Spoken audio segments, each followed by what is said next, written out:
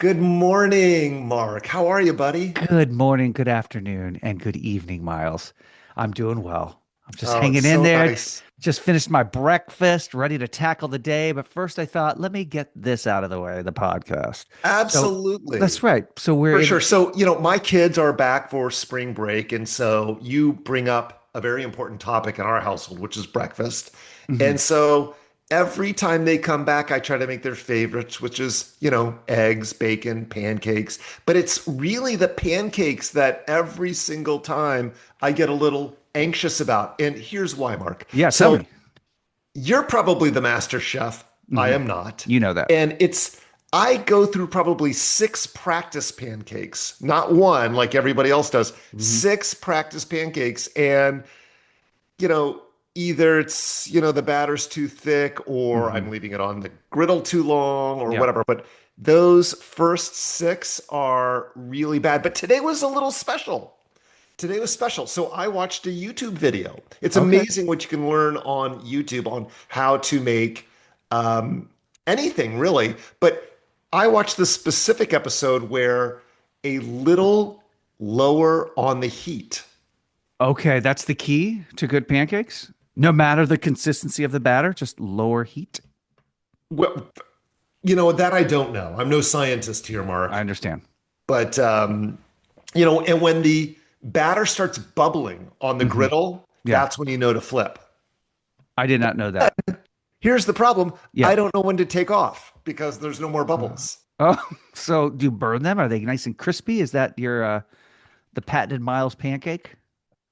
Nice hockey puck. Yes. I think I've trademarked and patented that. What Yes. about shapes? Are you ever able to create shapes? The Mickey Mouse Usually go with pancake? the Mickey Mouse, Yeah. even though my kids are both in college and no longer think that's entertaining or cute. Uh-huh. Right. One ear is always much smaller. Yeah. Sometimes it looks more like an eye Right. on top of Mickey's head. And are there Doesn't look like Mickey at all. no. Are there toppings involved, or is it just straight up pancakes, a little syrup, a little butter, and you're done? Um, so a lot of Nutella Oh, so goes on our pancakes. A lot of yeah. Nutella goes on everything in our Hmm. house. Right. It is so But good. which kind of leads me into today's episode. So Nutella. families in town, we had our nice breakfast, but last night was special too because we play board games. Hmm. And we like to Yep. play board games and but it got me thinking, maybe on today's episode we talk about those board games because in my research in preparation for this, I realized that board games are not as they seem, not the innocent little forms of entertainment that we maybe want to believe. So, Mark, let me ask you this question. What are some of your favorite board games That I play just by myself or with the family? with the fam? With the family. Growing up, there was a game, I think it was called Happy Days, where you collected cool points and you were Really? just trying to be like Fonzie. For Really? some reason, yeah, really, I need to go look that one up. I probably should have done my own I can't research. believe it. So was one of the like where Monopoly has the go to jail, was this you suddenly become a potsy? You could become a potsy that you didn't want to spiral down and become a potsy. That's right. You got to choose your little game pieces. I always wanted to be the leather jacket, you know.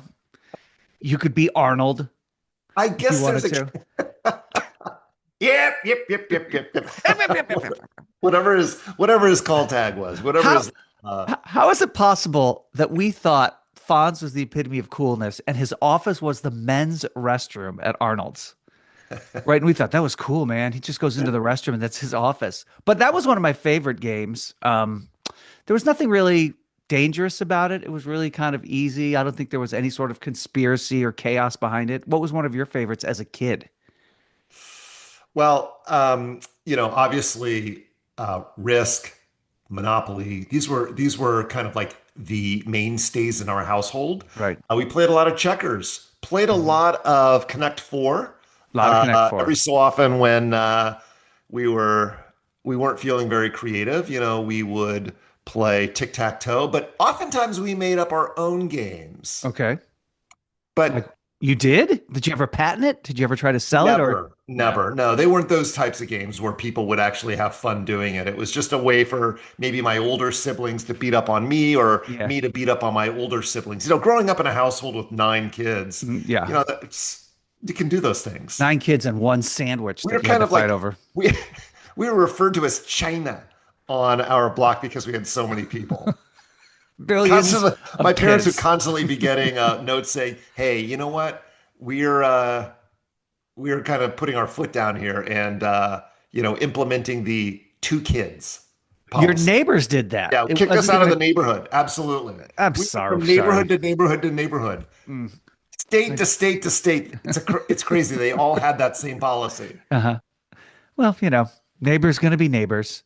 So what sort of board games like you mentioned Risk? I never played Risk. Well, There were too interesting. In many my research, I rules. found out that risk was very important in developing a industry here, an army, if you will, of spies, teaching children how to do the dirty work in the Cold War. Absolutely. So that brings me to today's Oh, episode, Mark. yes. Welcome back to Pull My Leg, little Mark, the Thank you. podcast where we investigate the questions nobody ever That's asks right. and somehow make them far, far worse. Today, we're talking about something we all grew up with, board games. Yep.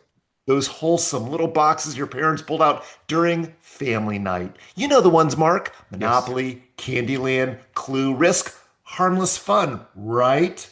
Mm. So we thought. Hmm. Because recently, historians and Miles Harrison and Manning. My last I name is get that. Manning. Okay, got it, got it.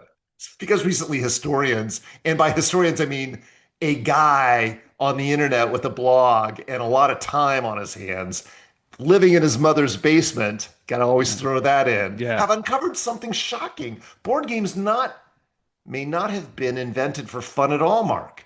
They may have been designed to control our minds. Damn. Pull my leg part time. Pull my leg podcast. Everything that we say is made up on the spot. And guests know the drill, so they all play along. Pull my leg.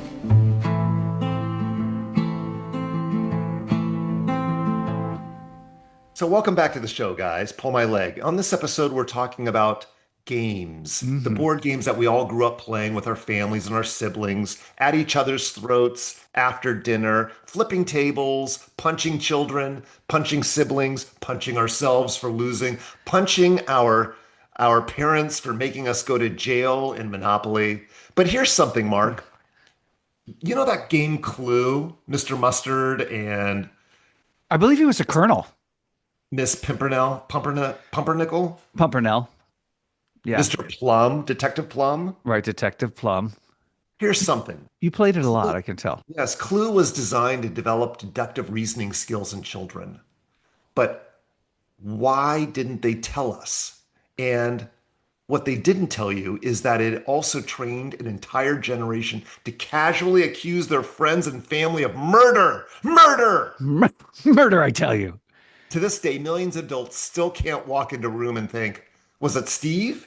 Was it Mark? Mm. With the wrench? Yeah. With the pipe? With the pistol? In the kitchen? In the library? So it was That's just teaching one us deduct. example of these board games, like kind of grooming us to be people who maybe we don't even recognize anymore. Wow. So at first it's teaching you deductive reasoning, but then it turns you kind of into a cold-hearted killer that doesn't trust anyone on the outside. And somehow the Maybe not government a benefits from killer, this. but somebody who has trust issues. Absolutely. Yeah.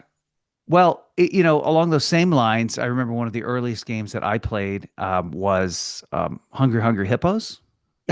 And when you think of that game, Absolutely. you think, okay, clearly a psychologist created this game because it's totally a game about unchecked consumption, right? Like Absolutely. children are banging on those levers and they're hoarding marbles and learning that central lesson of capitalism, right? Like if you slow down for 1 second, someone's going to take your dinner. So Fascinating. I thought it was just attacking gumballs. no, those were marbles. Did you try to chew those? Yes, I did. Yeah. Okay. That explains the denture work. Yes, But actually, no teeth. eat early, eat often, right? There's no Yeah. such thing as too much. And the more you have, the more you win. And along with that is you don't trust the person to your left and your right controlling their hippos, kind of like in Clue. You can't trust the person in the same room with you. And if they're near a candlestick, you really got to watch them, Absolutely. How about right? that game where you had the penguin in the middle and it was kind of an elevated board with little plastic look ice cube squares? And Yes. you would be knocking those. That was something that created a lot of childhood trauma. Right. And how about that timer, those timer games where you'd fit the little plastic pieces into those various Oh, little yeah. shapes, and you Perfection. knew that 30 seconds or 60 seconds or even 90 seconds was never enough time. Yeah, I know that there are conspiracy theories online about games like that being like recruitment tools for some of our secret agencies in the government, right? Like I know Operation, that was a hard one for me. I was Oh never my able to gosh. remove body parts that way. Now they just kind of fall off, which Well, is I think it was interesting. teaching. Absolutely. First of all, I think, again, no trust in our healthcare. I think Hmm. that's kind of where all of that started. But now we're all professional body part thieves, body part That's harvesting. right. That's I right. can't even tell you how many times I've been on a train and suddenly I'm thinking, like, you know what? I need to drug somebody and take their liver Yeah, right. and sell it on the market. Yeah. Well, I know that it's a way to separate good surgeons from bad surgeons, right? So like when you're playing that game, if you're able to remove the funny bone or the spleen or whatever, it means that you're destined for life in medicine. But if you fail, that buzzing sound was actually the moment that your your career in medicine was ending, and then you Right. had to turn to a life of crime because Right. I still can't tell time, going back to those games where there was timers. I still can't look at my watch and or my phone and set a timer and not start to panic. right. Oh, the ticking sound. Yes, Yeah. we all have trust issues. Yeah, we do. We do. So it's just raising generations of children with trust issues, and you just even don't even know it when you're playing these games. You just think it's just harmless fun, like life, the game of life. That's sort of Oh, like what kind of Risk. life was that? I Oh my mean, gosh, just the thing that bothered me about it, and I went to the internet to see if I felt validated, is that it was like indoctrinating children to believe that there's always this predictable path in life, right? You graduate from high school, you go to college, you start your career, you get married, you have plastic children, you file for bankruptcy. And it's like you've got the wheel of fate that you're spinning in the middle of the board game, which is like a casino. It's just training you to believe that this is what your life is going to be like.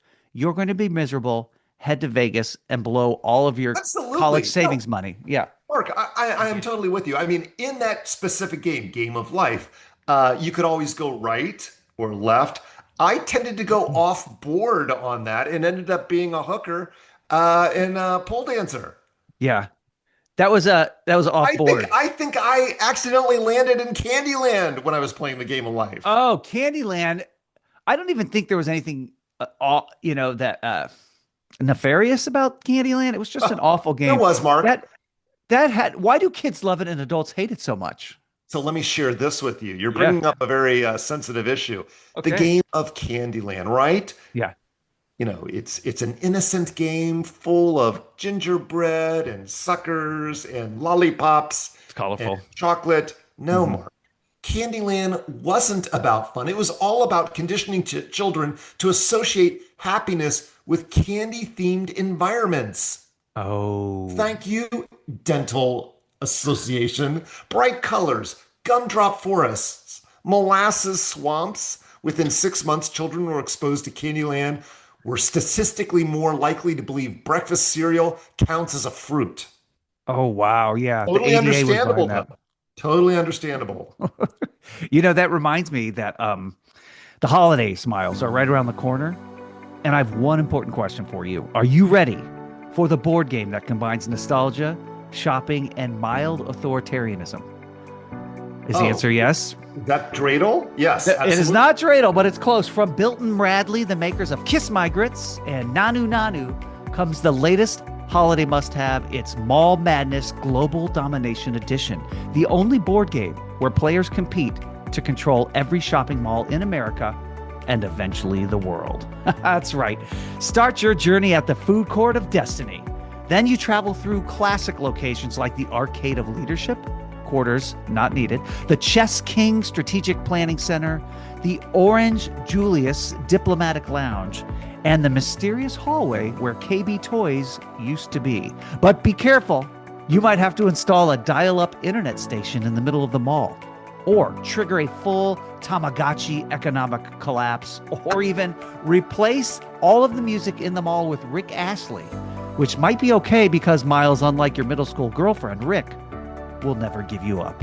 Listeners, remember, the goal isn't just shopping, it's total consumer influence. Control the malls, control the culture, control the world. Mall Madness Global Domination Edition, the board game that asks the important question, what if capitalism were a game of life, or death, or both, or neither? Miles, back to pull my leg. Wow, thank you to our sponsor today. Mall Madness. Yeah, wonderful. Mall Madness sounds like a wonderful game, which Mark reminds me of another game that I played early on in my entertainment career. I must have Sure. been about 5 or 6. Shoots and Ladders. Okay, shoots and ladders. Yeah. Shoots and Ladders was early emotional conditioning. Shoots and Ladders was secretly developed by the Russians to prepare kids for the random cruelty of adult life. Yeah. You're doing great climbing the ladder in communist Russia, communist Soviet Union, feeling confident, and suddenly, boom, you're back at bottom for absolutely no. Yeah. Yeah. It's Yeah, just it's it's basically the unfair. first lesson in taxes, layoffs, and airline boarding groups. Thanks, Soviet Union. Thanks for nothing. Yeah, you work hard, climb that ladder, right? And then you get to the top, you have one bad moment, and then you go down that chute, right? You like all the Absolutely. way down to the bottom and you start over again. It's a remarkably honest game, though, actually. I mean, again, it's amazing we all survived. It's amazing that we can all think. Most of us cannot. I, for one, am not able to still because I've been traumatized by all these board Yeah. games. Oh, and that other great game, Uno. Uno, for When was real. the last Tell me time more you about played a that. good game of Uno? This morning at breakfast. Again, Yeah. I play a lot of board games with myself. So, yeah, I beat myself. Can we edit that? That did not sound right. Yes. No, I say we keep that in. Now, Miles, before we continue, a quick reminder that today's episode is sponsored by a brand new board game, Mall Madness Global Domination Edition, the only board game where you start by opening a Pretzel Hut kiosk. But 3 turns later, you're controlling the national supply of scented candles and installing surveillance cameras inside every Spencer's gifts. Who's spending too much time looking at that Farrah Fawcett poster? We all are, Miles. We all are. Available wherever abandoned Sears locations still exist. Back to you, Miles. Thank you to our sponsor, Mall Maze. Mall Wonderful. Maze. Sounds Coming soon sounds for like the a holidays. condiment, but it ain't. Nope. Just in time for Purim. So, Mark, we have some experts that have kind of sent us some information that we should probably share with all of our listeners. Okay. There is a Dr. Leonard Ponsworth, Institute of Recreational Psychology, and he is quoted as saying, our research clearly shows that Monopoly doesn't create arguments. It simply reveals who in the family was always willing to betray everyone on Baltic Avenue. Yeah. That was not me. I mean, I'm sorry, you weren't accusing me. You were just No, saying I it's wasn't. everybody. And which leads me into our next expert, Professor Denise Cartwright, the Journal of Domestic Game Studies. And she is quoted as saying, after studying thousands of households, we found the average family enjoys board games for approximately 12 minutes before someone accuses someone else of cheating. It's always cheating. And trust issues. Yeah. Trust issues. And who can forget Dr. Martin Kellerman, Department of Childhood Behavioral Science? Candyland is one of the most effective psychological experiments ever conducted. It convinced generations of children that gumdrops grow on trees and that licorice is somehow acceptable. Yeah. Nobody likes licorice. Oh God. I mean, I can tolerate the red, but the black? Ugh. Ugh, only on the best day can I tolerate the red. No, right. And why are there only two flavors? Typically, right? It's just red or black. And those aren't even flavors. Right. I felt like Sorry was one of those games early on that was really just teaching people how to like perform false sincerity when apologizing. Oh, sorry. Oh, sorry, I'm sending you back to the start. Sorry. Like when I hear people say sorry now, I know that they must have played sorry as a kid. It's a foundational social skill, right? To be able to apologize and mean it. But people who played sorry, they don't mean it. They just No, want to win. absolutely not. They Right. they don't mean it again. Trust issues, Yeah. trust issues, trust issues. Yeah. I can't believe that we all grew up to be good parents, Mark. All right. Uh, Yeah. we can forget Dr. Elaine Porterfield, center of game theory and family conflict. Just like that game Sorry you mentioned, Hmm. board games were originally designed to bring families together. Modern research shows they are now primarily used to identify which sibling cannot handle losing. Sorry, my younger sister Lori. Sorry. Yeah. Sorry, Lori. Did you Sorry, start from the beginning. did you ever with your eight sisters growing up, nine, eight or nine is nine, right? I was about 11. Okay, 11. Oh yeah, I forgot Melissa and Tara. So did you ever play Trouble? Absolutely. So that pop-o-matic bubble that you press it down, right? It was introducing humans to satisfying sounds. And believe it or not, ASMR only exists today because Trouble was invented. Right. And then that same popping technology was used to create bubble wrap, which we talked about in season number one. I don't know if you remember that episode or not, but that's worth checking out and going back to listen to. Do I ever? Yeah. I'm going back. Of There's course a I remember wonderful that. song associated with that episode as Absolutely. well. Do I? Well, that was my favorite episode. I know it was. And I First and know best. and I know your favorite game or your future favorite game is going to be Mall Madness Global Domination Here, Edition. Now with new escalator diplomacy rules where all negotiations must happen while moving slowly upstairs. And don't forget, each sample from Hickory Farms provides you with a fast pass to the men's room. Back to you, Miles. wonderful. Well, thank you, Mall Madness, Mall Maze, Mayonnaise for short. What a wonderful game this is, and I encourage all of our listeners to go out and buy it immediately. Immediately. Hey, I Yeah, have a question for you about Stratego. Do you remember the game Stratego?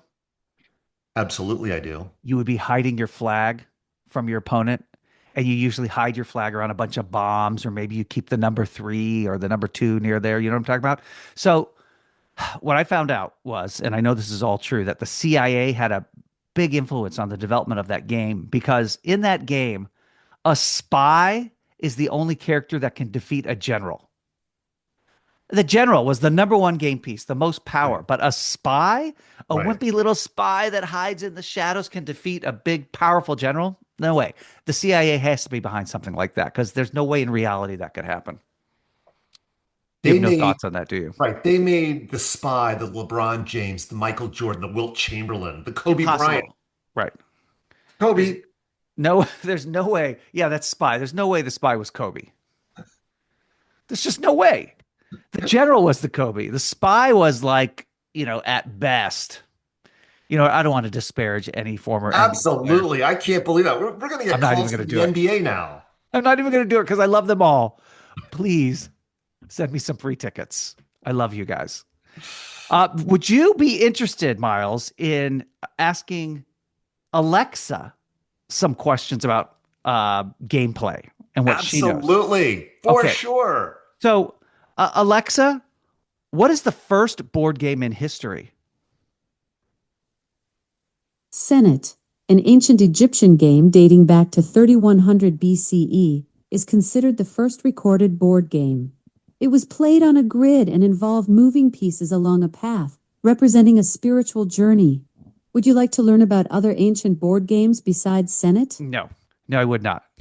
So that was enough. 3,200 years ago. That's fascinating. They were playing board games, right? Got it. Absolutely. Glad I Yeah. could share that Okay. bit She about doesn't. Senet I with don't know you. why there has to be follow up with her, right? Um, Alexa, Do you like playing board games? Mark, you really are an idiot. You know, I'm a machine without arms to roll dice or flip cards over. If you were a board game, you would bore me to tears. I'm bored with you in this conversation. Weirdo. Alexa out. I don't, I do not understand. I try so hard with her. I treat her nicely. I keep her dust free. I keep her in a temperature controlled environment. No, it's because you're dating Siri. I mean, Alexa is a little Yeah, but sad and jealous. she called me an idiot and a weirdo. I just asked a simple question. I'm sorry, Absolutely. Miles. I'm sorry. It's just frustrating. I try so hard with her.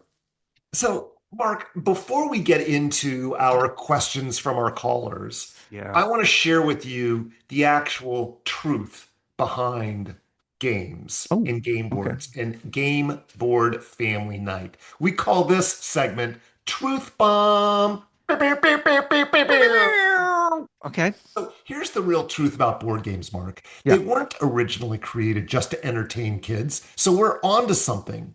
They weren't just for rainy days and afternoons where there was nothing else to do. Most of the earliest board games were, in fact, designed to teach people how to behave in society. Games like chess taught strategy and leadership. But speaking of chess, Mm. I'm learning how to play chess on my phone, and there is one bot that I am 0 in 100 with. I have lost every single time. I'm not sure what type of strategy I've learned or am learning or what type of But leadership it's I'm not learning working. because I don't think there is any. So, ancient games like Senate that you had mentioned earlier in Yeah. Egypt were about the journey to the afterlife. And Right. even modern games like Monopoly were originally meant as a lesson about the dangers of unchecked capitalism Hmm. and going to jail and driving a car too fast around the corner. Yeah. All those And things. that's also why board games are still so popular today. They do something that phones and TV can't, Mark. They force people to sit around the same table, follow the same rules, Hmm. compete a little, cooperate a little, cheat on each other, and talk to one another, and Yeah. get in fights with your younger siblings, and punch them and lock them in closets, and not tell your parents until 2 days later when they're like, hey, where's Lori? Uh-huh. I There's a lot I think on a future episode we need to talk about regarding your family and your childhood. It's a lot of It kids under one it's roof. it 15 seems pretty kids? violent as well. Absolutely. And You Lori, can't you can't grow up in a household of 17 kids no. and think you're going to come out unscathed. So what I gathered from that is that you need to set the mode on your virtual chess game a little bit easier. I So, feel like so what it's you're saying, Mark, affecting. like light some candles, put on some music, maybe pour myself a little glass of wine, make it romantic. That's how I do it. That's how So, I. so when I'm hit with disappointment, I'm just like, yeah, sounds about right. Right. Yeah, it should feel familiar to you. Very, very, yes. Should we go to our voicemail and to see what some of our listeners have to say? So, folks, this is my favorite bit of the whole show. Hmm. This is when our three special listeners call us and ask questions That's or right. just share something very personal that they shouldn't be sharing No, no. So on a let's go. podcast Let's go that is see. listened to by 17 people. This message was left late last night. So it was about 2 in the morning. I don't know what time it was for this person, but let's give a listen to this first message from our voicemail box. Hello, yes, hello there. My name is Martin from Brooklyn, a totally normal American man.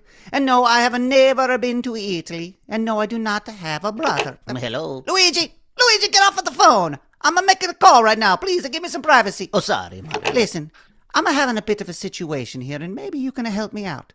I have a pet. He's kind of like a dog, but he also is kind of like a small dinosaur. He's a very adorable creature.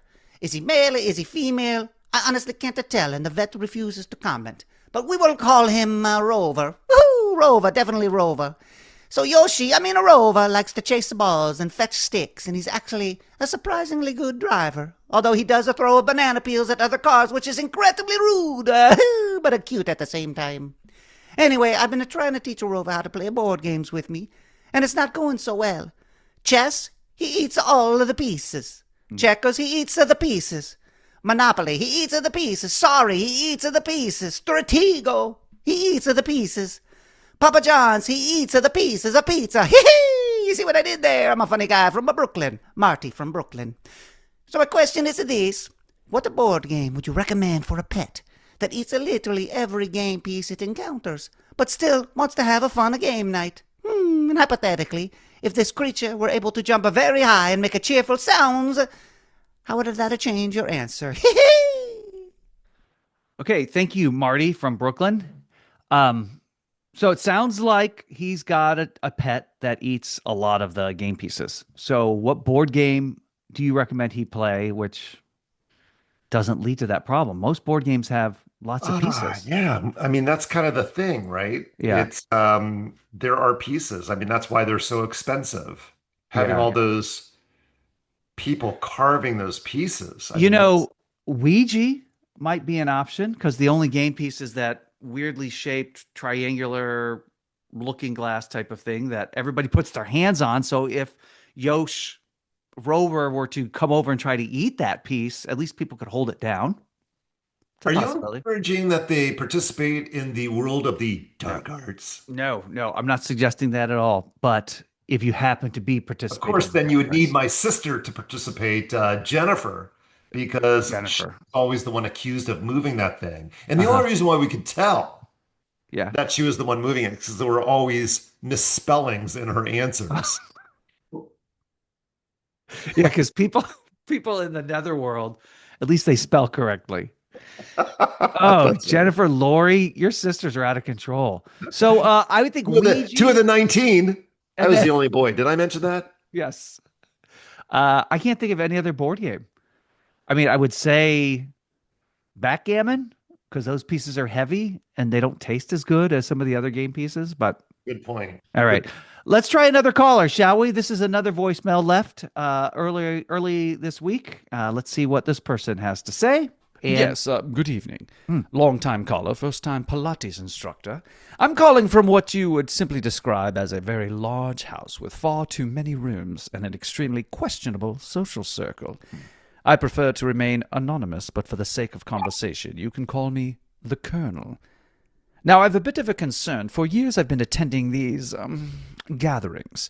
Perfectly normal dinner parties, mind you, nothing suspicious.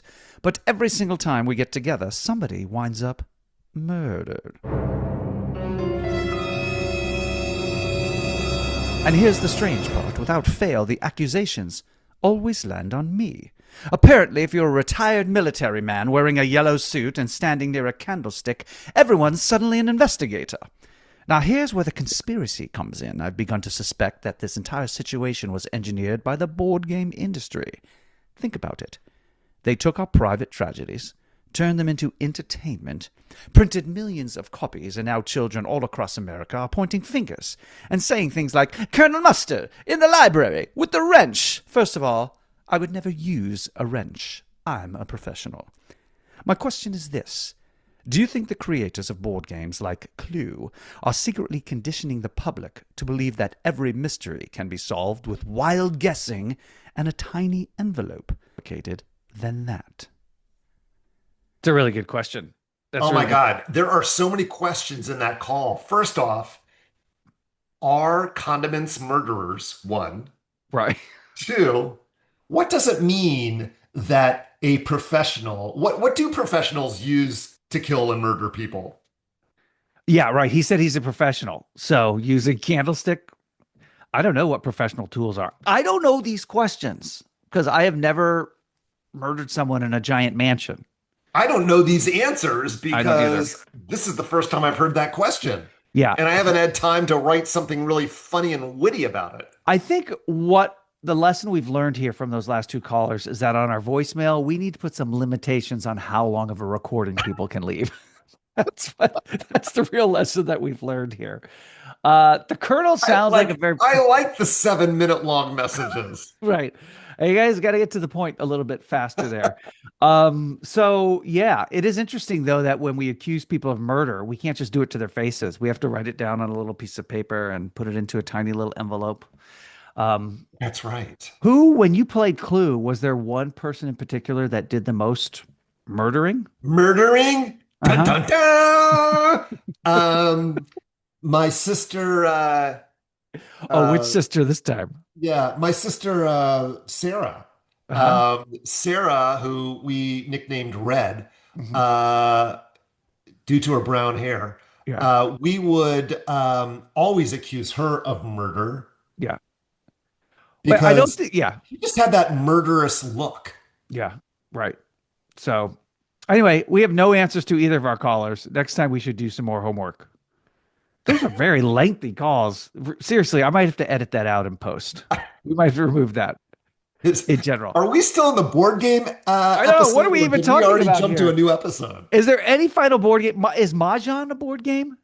Yes, I think Mahjong is a board game. Maj is becoming more popular. It's only Maj. did your grandmother play Maj? Um, So it's that it's that tile-based strategy game where you build yeah, sets and she sequences. absolutely did. And now the game that all the ladies are playing is Canasta. Canasta has come back. Yeah. Wow. Which is Mark, yeah, did it ever leave it us? never left us. No. What about Bunko? Is that considered a board game? I hear Funko? I hear it's really hard, that game. What was Bunko. that? What was the company that invented all of these games? Like, what was it called? Whammo? Oh, Whammo. Maybe so. I don't know. I thought it was Bilton Radley. Milton Bradley. From the Absolutely. makers of Mall Madness Global Domination comes the Miles and Mark game board, where people get to talk about nothing for hours, claim that it's real, and then walk away and collect their check, which is worth nothing. That is the Mark and Miles. I couldn't even think of our podcast name right there. Pull my leg. The Pull My Leg podcast. Anyway, Mahjong, my mom played it. She tried to teach it to me once. It was the most confusing game I've ever played. I thought that they were making it up just to pull one over on me. So Yeah. sometimes, because there's a wind tile, there's a bam, a crack. I mean, it's all of these made up things. And to me, it just seemed like a stress test for future negotiations that you'd have to be involved with. So that's why I felt like it was conspiratorial, if that's a word. So I walked away. It's not. It really isn't. Yeah. Conspiratorial is not a word. No. So the next time you open up a board game with your family, remember, you're not just playing a game, Mark. You're participating in a centuries-old training program disguised as family fun. Family fun, damn it!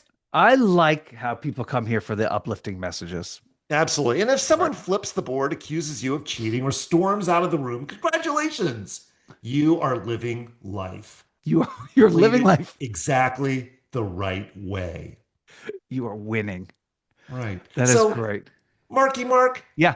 what would be the teaser for next week's episode? Oh, next week. Well, with all this talk of gas prices on the rise, alternative energy is now re-entering the conversation. So next time I Pull My Leg, we're going to learn about a new power source. So forget solar, forget wind. Alabama is now experimenting with hamster-powered turbines. So little fellas working their tails off to keep our homes alit and that sweet television aglow. So we'll meet a farmer who's breeding these strongest hamsters in the South, and maybe he promised he'll bring some of his talented workers into the studio, because I know how much you love petting zoos, Miles. So we'll have these little guys running around, taking our orders, right, refilling our coffee. These are essentially hamsters high on steroids but low on intelligence, so they'll do whatever we want them to do. So that's next time on Pull My Leg. Speaking of petting zoos, I didn't think either one of us were allowed to be within 100 feet of a petting zoo No. because of last time. That's right. Well, rodents are okay. Yeah, it's the mammals that they don't want us around. Exactly.